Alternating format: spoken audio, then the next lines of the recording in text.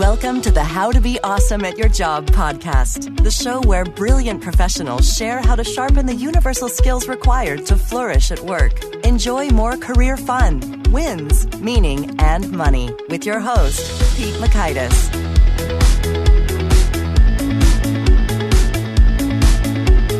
Hello, and thanks so much for joining us here for episode 127 with Matt Bodnar. Matt is all about being high leverage in the Archimedes sense of the word. Give me a place to stand and lever long enough, and I will move the world. That's what's up. Matt's about getting big results per unit of effort, and he thinks decision-making is one of the finest ways to do that. So you're going to learn, 1, why decision-making skills are a timeless key to being high leverage. 2, approaches to build a powerful toolbox of mental models. And 3, how to apply the 80-20 principle to life and work decisions. So if you'd like to check out the show notes or the transcript or links to some of the items that we are referencing here, you can find that over at awesomeatyourjob.com/ep127.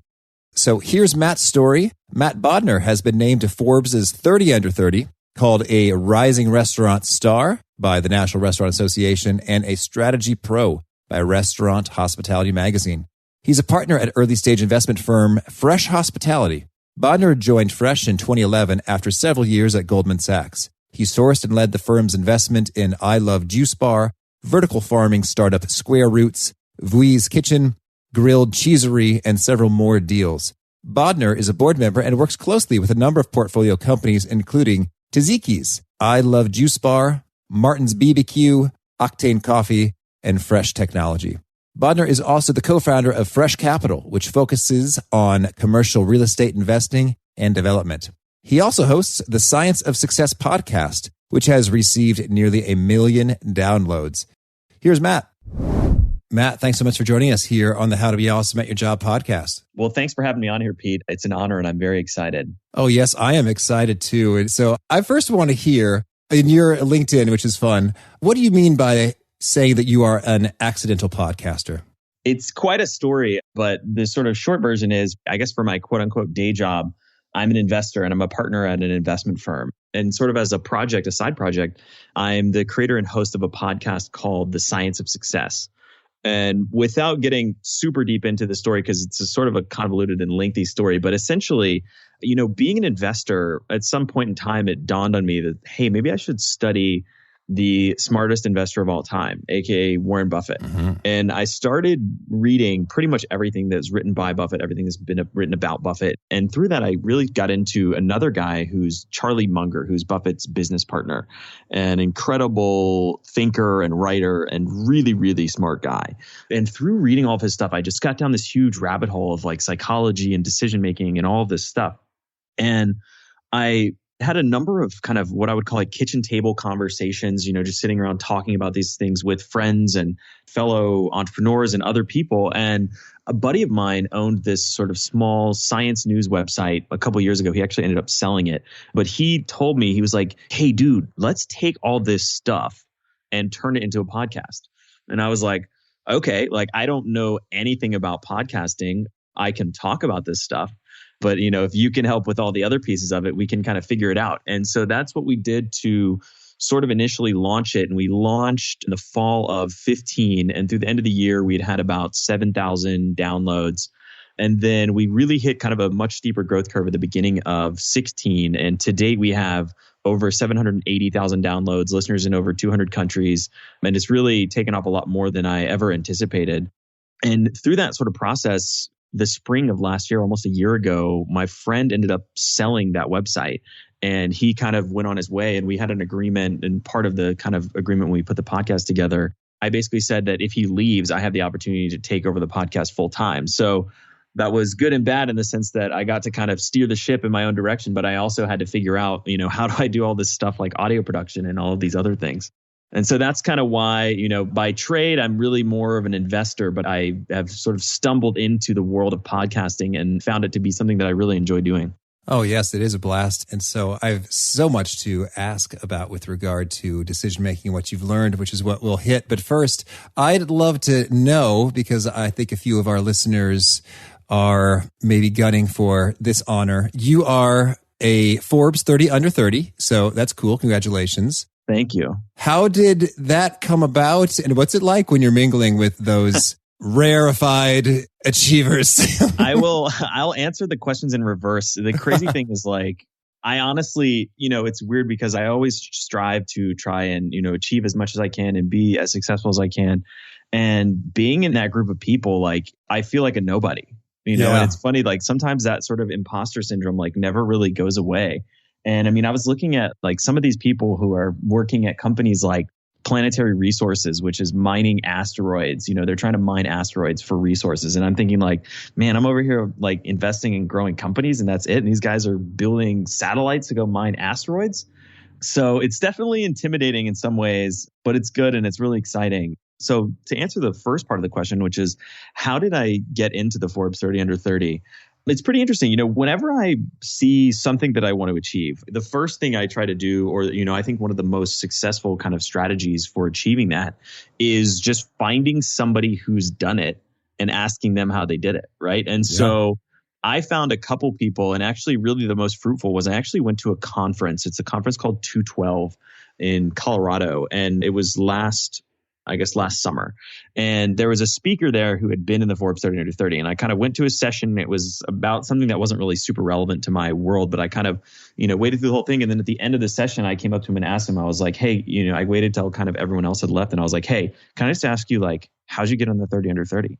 And the best piece of advice he gave me was to get previous 30 under 30 winners specifically in the category, because for those who don't know, it's broken out by categories. So it's not just 30 people across the globe. It's 30 people per category for a number of different categories. Things like, science, education, food and wine, a bunch of different, there's like 15 or 20 categories. So it's a few more people than it seems when you say 30 under 30. It's actually like, 400 or 500 people actually, but across a diverse sort of array of industries.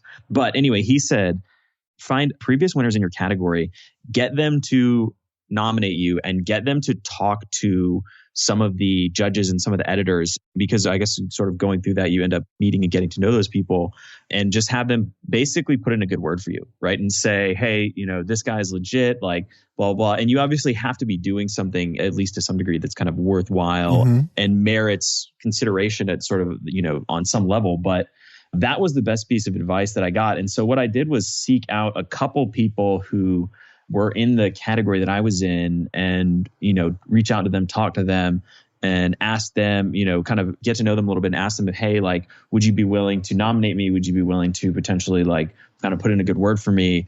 And got that, sort of things worked out and I ended up making the list. That's great. And so I'm curious then, as you did that networking, when did you make your ask? Or was that on the front end? Like, hey, you're 30 under 30. I want to know you. Or was that more so, hey, we're both in the restaurant biz.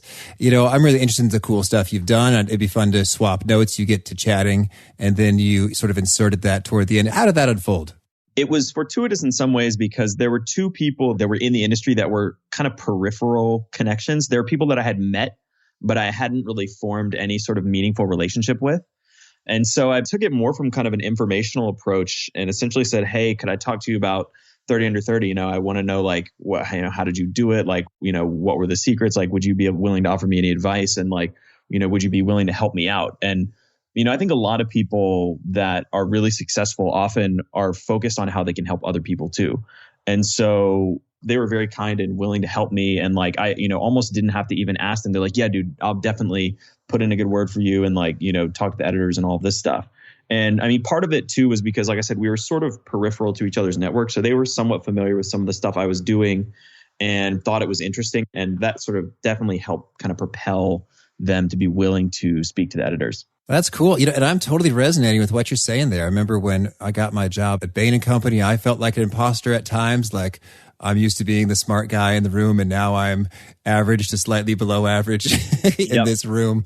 And when folks likewise wanted to get in, I was happy to share. I was like, oh, hey, here's what I discovered. Here's how you do your case interviews, yada, yada. And so that's great stuff. So now let's get into the meat here. So you learned a lot about decision making in your exploration of investors in terms of what they're doing, how they go about making those decisions. So, we're not talking about investments per se, although that can show up from time to time in terms of professionals rocking it. But, what were some of your key takeaways in terms of overall philosophy to doing decision making well? Before we delve into that, I think it's important for listeners to understand, why should you think about studying decision making? Why does it matter, right? Out of all of the kind of information out there in the world, everything screaming for your attention, why should you devote time and energy to thinking about and studying and improving your ability to make decisions? I think the fundamental reason why it's so important, and there's a couple of sort of subcomponents of this, but the fundamental reason is that decision making is sort of like compound interest for your brain, right? And a 1% improvement in your ability to make decisions cascades through everything that you're doing in your entire life, right? So if you improve your ability to make decisions, that's going to impact how you think about applying for and pursuing another job. That's going to think about how you purchase a car. That's going to think about how you select, a life partner. That's going to impact how you think about how you invest your money, all of these different things. And so to me, focusing on, and one of the questions that I spent, and it's still something I think about all the time, but one of the questions that I've spent years kind of ruminating on is, how can I be as high leverage as possible? And by that, I mean, there's a non-linear relationship between time and value creation. Mm-hmm. And that's really brought to bear if you think simply about somebody like Bill Gates. Bill Gates doesn't have, 10 billion times more time than I do, but he has produced 10 billion times more value. And so at some point somewhere, it wasn't a question of him working harder. It was a question of him doing something that was more high leverage. And so to me, I've really spent a lot of time thinking about, how can I be as high leverage as possible? And one of the fundamental principles that I've come back to again and again is that focusing on the ability to make better decisions is one of the most high leverage things that you can do. It's one of the ways that can truly have a cumulative, again, thinking back to the concept of compound interest, which Einstein called, the eighth wonder of the world. It has sort of a cumulative impact that builds on itself and impacts everything that you do from that point forward. And one of the other kind of core components of that idea is the notion that you should try to focus on, and I think the art of decision making and focusing on decision making is well within this kind of wheelhouse. But I'm a huge proponent of the idea that you should try to focus on studying knowledge that doesn't change over time, right? If you invest a ton of time and energy reading a book about the latest hot new marketing tactics and, how to do Google AdWords and all this stuff, in a year or two, a lot of that stuff is going to change. In 5 years, it will be almost totally irrelevant. And so investing in tactical and highly specific knowledge that changes rapidly over time doesn't have nearly the same return on investment in terms of your time and attention as investing in things that don't change over time. And to me, one of the fundamental skills that doesn't change over time that's incredibly worth investing in is the ability to make better decisions. Well, that is a compelling, burning why. I am on board and strapped in, raring to go. So let's talk a little bit about some how then. Definitely. So this goes back to what I was talking about at the beginning of the conversation, the guy named Charlie Munger, right? Munger is a genius, incredible thinker, one of my all-time favorite people. And he's really kind of one of the people that opened my eyes to this concept. And the fundamental principle that he talks about is he sort of coins the term or refers to it as worldly wisdom. And by that, what he means is essentially, if you were to take the kind of core concepts, let's say the top 10 ideas from every major discipline of reality. So I'm talking about everything from biology, physics, chemistry, history, economics, mathematics, right? All of these sort of different fields. Psychology is another huge one. If you just master the ideas that are the fundamental principles that are taught in the 101 course for each of these, and what he actually calls these principles are mental models, right? And you'll hear that term used a lot.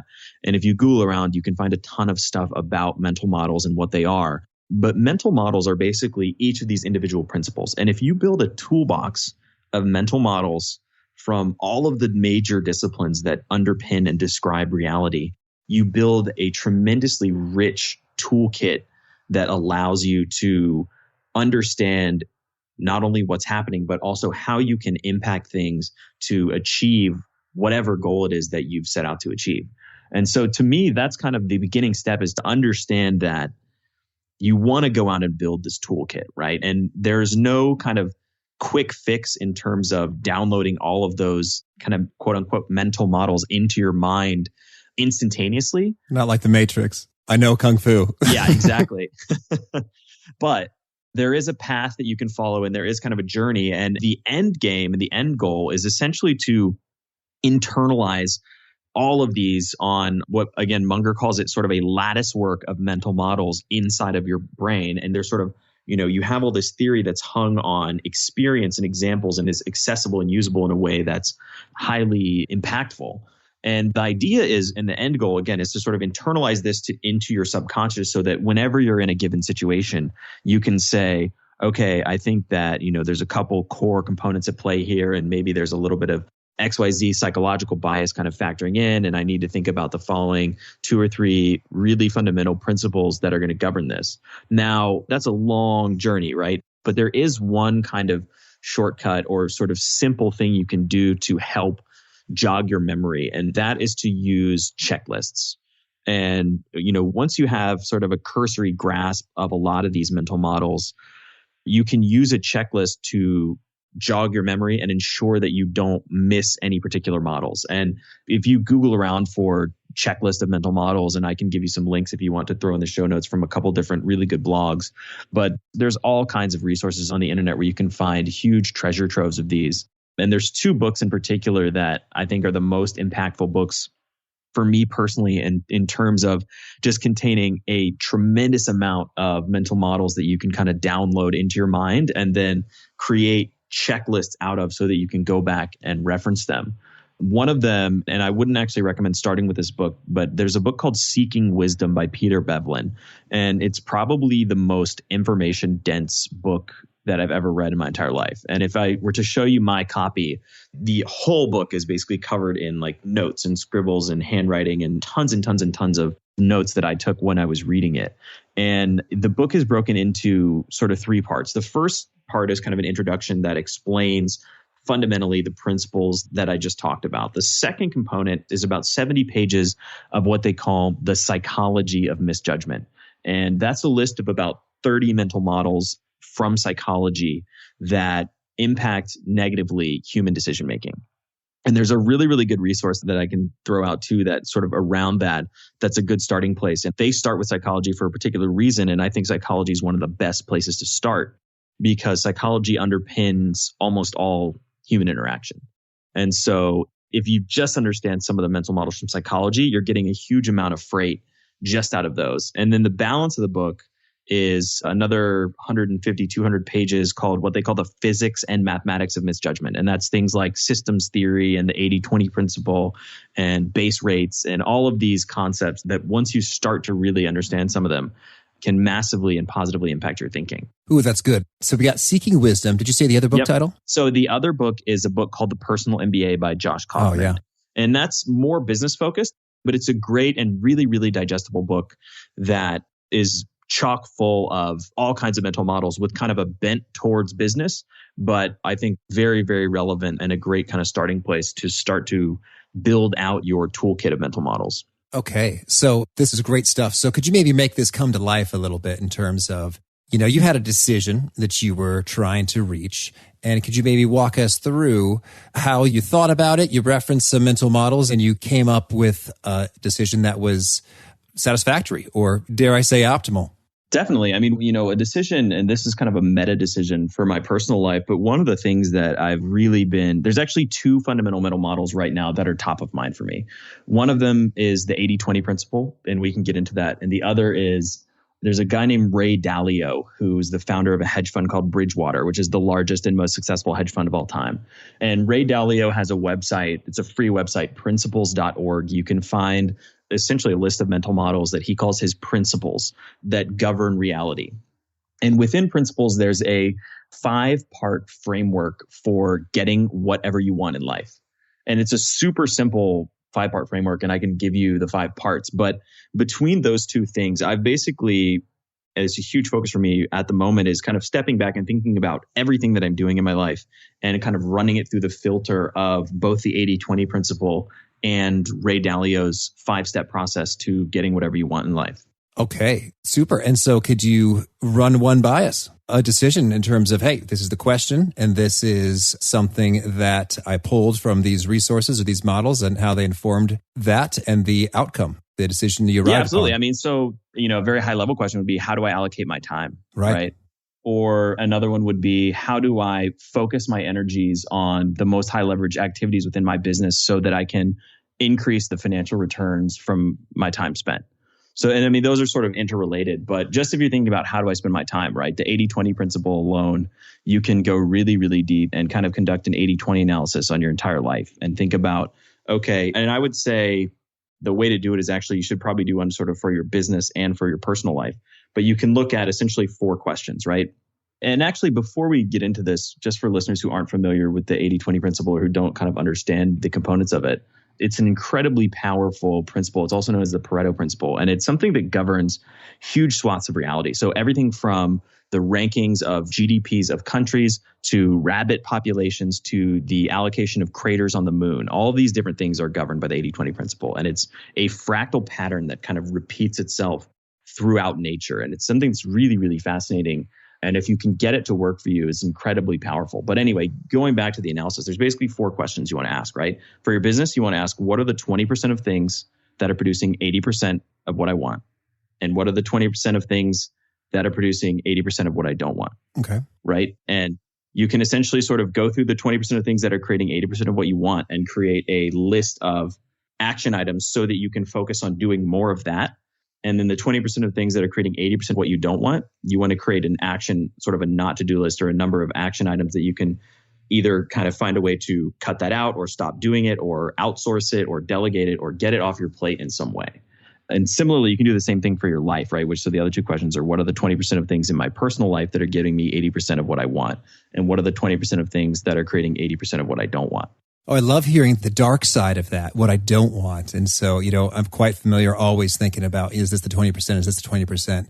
But to also look at the 20% of negative causes and forces. So that's good. And then from that, you form action items that you're actually going to execute, right? You form like sort of things you want to do to cultivate the 20% that produce results you like.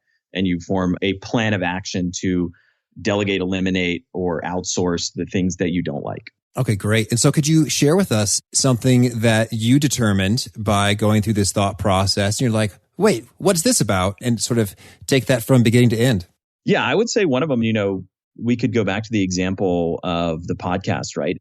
When my friend sort of sold his website, I was stuck with all of these different pieces of the podcast that I didn't really understand. I had no idea how to execute and was taking a lot of my time and energy doing the various different pieces of it. And there was a number of activities that I could essentially completely outsource and sort of craft a system where I only do the pieces that I want to do and the pieces that are kind of the 20% that produces what I want. And then the other 80% of all the kind of noise and the editing and all the other stuff I could outsource and systematize. And I'll give you specific instances of how, basically, I'll just tell you sort of how the back end of the podcast runs and demonstrate, kind of remove myself from everything except for the exact thing that I wanted to be doing, which was having conversations with, smart and interesting people. So the life cycle of an episode, and you've interacted with some of the people on my team, but I have a producer on the show. His name's Austin. And Austin, I basically give Austin some rough guidelines and sort of a list of some of my favorite authors and bloggers and other people.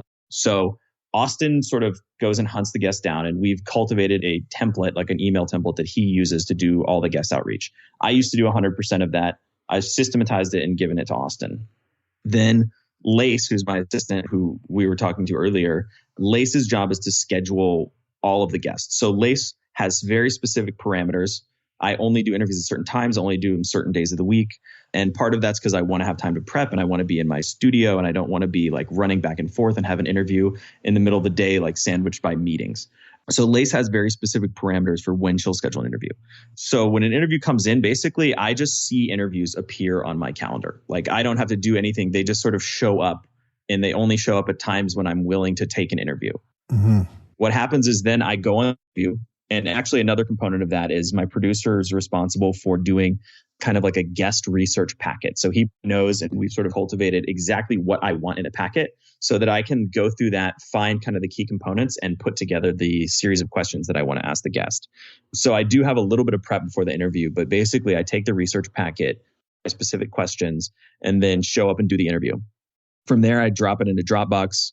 I have a company that does all my audio production, and I just send them a note that's like, hey, this episode's in Dropbox. They edit it, put it in another Dropbox folder. My assistant then takes it. She uploads it to my website, emails it out, does all this stuff to kind of get it posted to our podcast host and everything on the back end. And she knows kind of the cadence and the schedule of when episodes are supposed to go live. And we have an editorial calendar of when which episodes will air.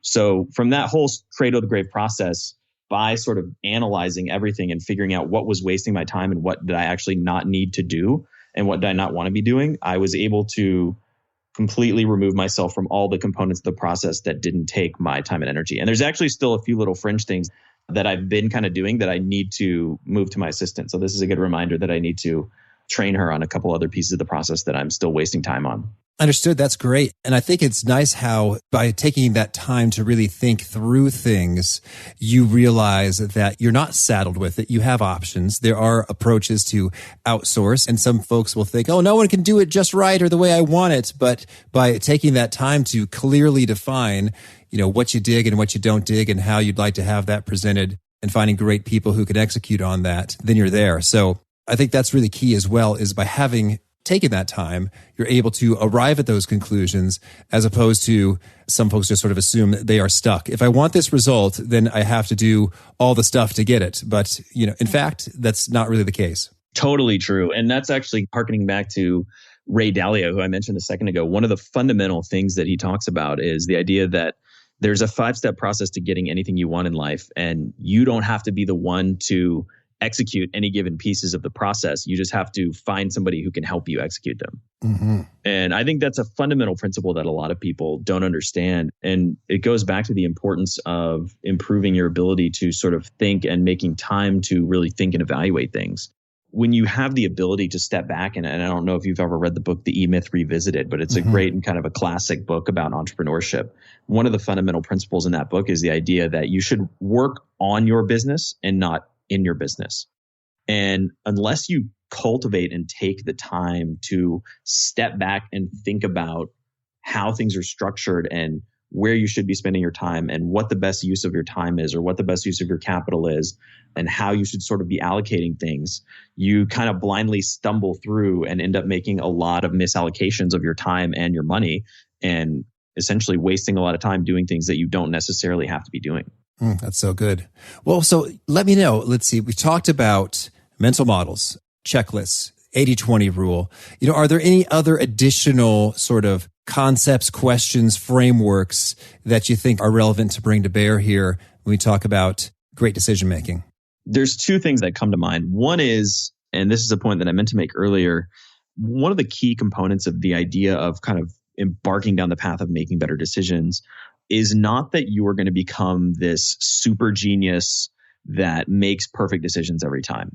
What it's really about is humans have all kinds of innate psychological and decision-making biases because of the way that our brains evolved, right? Our brains evolved over millions of years to survive in a hunter-gatherer type of society. They didn't evolve to function highly in today's modern world. And so there's all kinds of little shortcuts in our brain that 90% of the time they work out great and they save a ton of cognitive processing power, but occasionally they result in totally ridiculous and in some instances disastrous outcomes, right? And those are essentially what we call psychological biases. And those are things like confirmation bias. Those are things like commitment, consistency, tendency, anchoring, like all this stuff. All of those things can trip us up. And the point of mastering the art of decision making is not necessarily to conquer all these things, but it's to, as Charlie Munger puts it, it's to be consistently not stupid, right? It's to take out the most blatantly obvious failure points in your decision-making process. And just, if you're making 10 decisions and, if you're making 10 wrong decisions, eliminate the 3 dumbest of those decisions by just asking yourself like, hey, am I falling prey to, some kind of psychological bias when I make this? And if you're able to eliminate just a couple of those, that little difference will put you leagues ahead of the, kind of the average person who's not taking the time to internalize a lot of that stuff and not taking the time to really think about it. That's great. Thank you. Well, Matt, tell me, is there anything else you want to make sure you put out there before we hit some of your favorite things? The other thing I was going to throw out there was another kind of specific strategy you can use to concretely implement this is using something called a decision journal, which is basically the idea of anytime you have a major decision, right? Like you don't need to write this down for everything that you're deciding about, but anything that you think is a really important decision that you're actually going to stop and put time and energy into thinking about and evaluating. Record that decision-making process in a journal where you say, I'm making the following decision. Here are the reasons why. Here's what I predict the kind of likelihood of, XYZ outcomes being, and what's my emotional state at the time that I'm writing this. What that gives you is over time, you can go back to that and see what actually happened and then start to see patterns in your decision-making process and see, okay, are there consistent things where I keep overestimating the probability of something happening, or I keep underestimating something happening, or I keep making the same decision and it keeps resulting in failure over and over again. You can start to see these patterns in your decision making emerge. And when you crystallize it on a piece of paper, it eliminates the ability of what's called hindsight bias to cloud your thinking, right? Hindsight bias is essentially the idea that, let's say you and I decide to start a business venture and we embark on it, and 8 months down the road, it ends up being an abysmal failure. And you think to yourself, I knew that was never going to work out, right? And people constantly do that. Your mind is designed to sort of self-soothe and make yourself mistakes and bad decisions. And so you kind of just very, very, casually sort of rewrite a little piece of the story in your own mind. And you're like, yeah, I knew that wasn't going to happen. Like I always knew that, they were never going to be successful or whatever it is. Well, if you actually really write it down at the time, you remove your ability to deceive yourself about whether or not you actually really thought it was going to fail or what you weighed the probability of failure at that time. And so decision journals are a great tool for that. Oh, that is powerful. Yes, absolutely. And so I'd be curious to hear then, it's all about sort of the filtration stage, like what's big enough to make the cut in the decision journal. So in your own experience, sort of how often are you putting an input into your own decision journal? It varies, in being in kind of the investment business, there could be a month where I have 2 or 3 decisions in there, and there could be a month where I have no decisions in there. It really just depends on, and I try to do kind of financial decisions, things that are kind of major allocations of capital or other things in my life.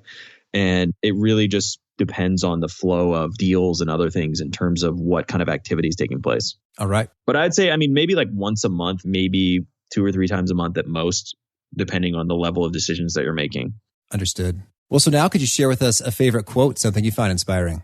I would say like a really simple one, a really short quote that I think back to a lot is a quote from Tim Ferriss. Simplicity requires ruthlessness. Yes. Agreed. And how about a favorite study or experiment or piece of research? A favorite study. One of my favorites is from the book Influence by Robert Cialdini. Oh, I love it. Yes. And it goes with the commitment consistency bias. And it's a study where the commitment consistency bias is basically the idea that people, if you get them to agree to seemingly innocuous commitments, they later down the road will build kind of this subconscious self-image that can allow you to get them into these monstrously large commitments. And so they did a study with yard signs, and they had these, have you ever seen those giant political signs? I'm not talking about like the little ones that are on like, coat hangers that like stick in your yard. I'm talking about the ones that are on like 2x4s that are like these big canvas political signs. They went around and asked people, hey, would you put a sign in your yard that says drive safely? Massive signs. And the vast majority of people said no, right? They then went to sort of a comparable neighborhood and they just really simply went and asked people, hey, would you sign a petition to support safe driving? And almost everyone did it, right? They came back like 3 months later and asked that group of people, hey, would you put this ridiculously large drive safely sign in your yard? And it was like 30 or 40% of the people said yes, right? It was a massive, massive increase over what the original kind of commitment rate was. And the only difference is that they had asked them to do this really simple commitment on the front end of, and maybe it was like putting a sticker in their window, or it was either signing a petition or putting a sticker in their window. But it was basically this totally innocuous thing that almost anyone would be willing to do. And it had a huge impact on people's willingness to put a giant, kind of ugly sign in their front yard. Oh, that's so good. Thank you. And how about a favorite book? My favorite book, wow. The one that's had the biggest impact on my entire life is definitely Mindset by Carol Dweck. Oh, yes. Great. And how about a favorite tool, whether it's a product or service or app or something that helps you be awesome at your job? I would say Evernote is probably the thing that I live my life on more than anything. I use Evernote for everything. That's so good. And tell us any sort of ninja Evernote tactics that you're using above and beyond just clicking, new note and putting stuff in there. I don't know if it's a ninja tactic, but what I do is a lot of times I'll take paper notes and then I'll just take a picture of it with my phone and save it in Evernote and tag it up. And it's really useful because you get kind of the dual benefits of taking notes by hand, which some research indicates is actually sort of better for your memory. And you get this search function of Evernote. So I can pull up meeting notes from a meeting, 5 years ago with someone specific and have the exact sort of screenshot of that meeting saved when it has all the specific things we talked about and all the takeaways and everything else. Oh, that's excellent. And is there also, would you say, a resonant nugget, something that you share that really seems to connect with folks? It gets them nodding their heads, taking notes, retweeting your stuff. What's the Matt original that seems to be hitting the mark for folks? I don't know. I mean, I think it's, to me, a lot of people don't talk about the idea that you should focus on being as high leverage as possible. And improving your ability to make better decisions is one of the most high leverage things you can do. So to me, that's the nugget that I'm currently sort of most passionate about talking about. Oh, that's great. While we're talking nuggets, I must ask, amongst your podcast guests, has there been an idea or two that you personally found transformational? Like, whoa, you're thinking about and applying it all the time ever since you heard it from that guest? Absolutely. One of the most transformational interviews for me personally was an interview with a woman named Megan Bruneau, which probably, I don't think many listeners would have heard of her. But that interview was really, really impactful for me. And she kind of couches it in the language of perfectionism. And I never considered myself a perfectionist in any way. But she really, really talks about self-acceptance, self-compassion, and how to deal with and accept negative emotions. And that was really, instead of trying to kind of fight and wish that I didn't have negative emotions and want them to go away and kind of suppress them, being able to accept them and deal with them in a compassionate way has transformed how I deal with things like stress and anxiety. That's so great. Thank you. And what would you say is the best place for folks who want to learn more or get in touch? Where would you point them? The easiest thing to do would be to go to scienceofsuccess.co/better. And on that site, I have something that I put together for your listeners, which is basically a free guide called 4 Steps to Making Better Decisions. So for people who want to kind of take the first step and really improve their ability to think better, that's something that they could check out. Oh, beautiful. Thank you. And do you have a final call to action or a challenge for those seeking to be more awesome at their jobs? I would say think about how you can improve your decision-making abilities, right? And that's something that will cascade through everything you do in your work. And I think you'll see a lot of fruit from pursuing that path because it's the path that not many people go down. Oh, perfect. Well, Matt, thank you. This has been such a good time. I wish you lots of luck in making optimal decisions about every investment and everything else. Pete, thank you so much. And I've enjoyed having a conversation with you. Oh, I really dig that. I have been a longtime fan of the 80-20 principle for getting good results, but haven't thought about using it for getting rid of bad results. So that was a fun little insight for me. Hope you picked up some good nuggets like that and more. And once again, if you want to check out the show notes or the transcript or the links to some of the key things that we referenced, that's over at awesomeatyourjob.com/ep127.